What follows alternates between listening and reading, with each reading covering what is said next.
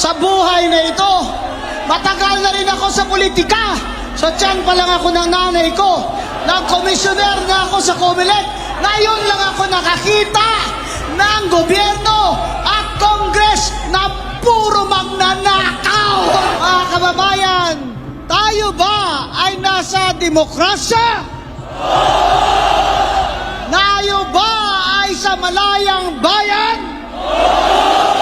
Namili ba tayo noong nakaraang eleksyon? Pero tama ba ang mga ginagawa nila sa ating bayan ngayon?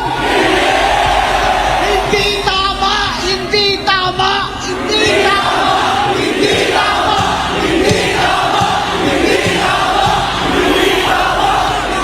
Kaya tayo nandito ngayon, naninindigan tayong lahat dahil ito ang katungkulan ng mamamayan, hindi lamang sa ating saligang batas, kundi sa ating mga pamilya at sa future ng ating mga anak.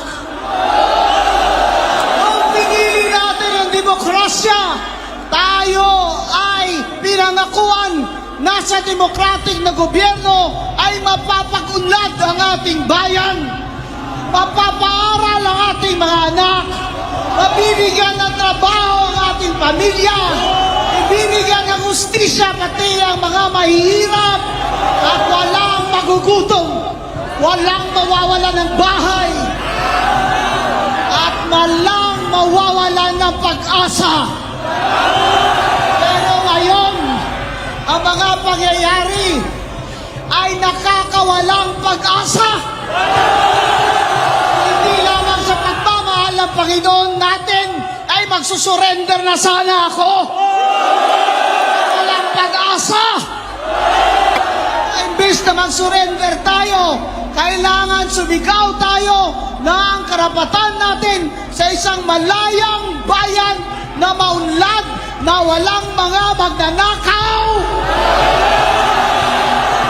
ay karapatan nating mga Pilipino na magkakapatid, anuman ang ating relisyon. Ang kinabukasan ng ating mga anak ang mahalaga sa atin. Tingnan nyo ibang bansa.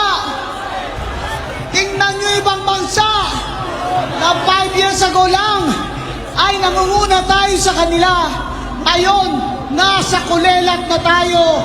Nasa ilalim na tayo. Turismo, kulelat. Edukasyon, kulelat. Employment, kulelat.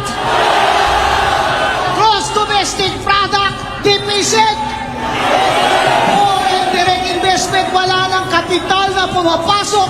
Kahit ano pa ang mga advertisement nila sa ibang bansa, wala nang gustong mag-negosyo na ibang bansa dito sa bayan nating minamahal.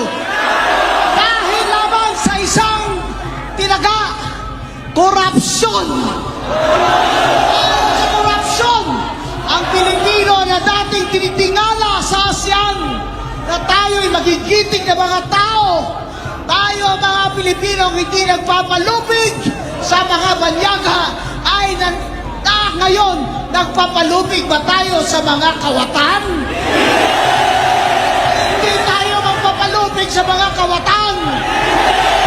Kaya tayo nag-arali ngayon para marinig nila tayo na hindi nyo pwedeng gawin ito sa amin na walang mananagot.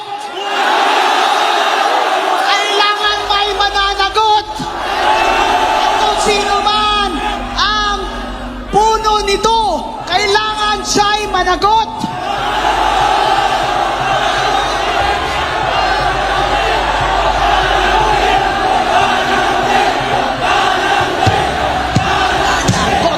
Nanagot.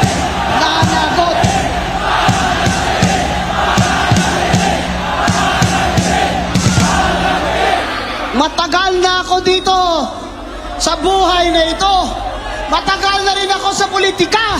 So tiyan pa lang ako ng nanay ko. Nag-commissioner na ako sa Comelec. Ngayon lang ako nakakita ng gobyerno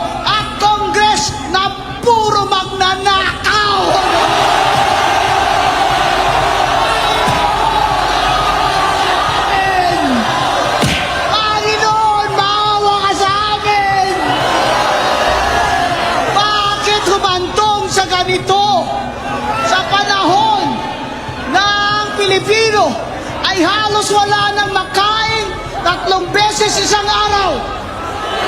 Kalahati sa atin o 60 million ang nakakaranas ng gutom, habang ang mga buhaya ay pataba ng pataba.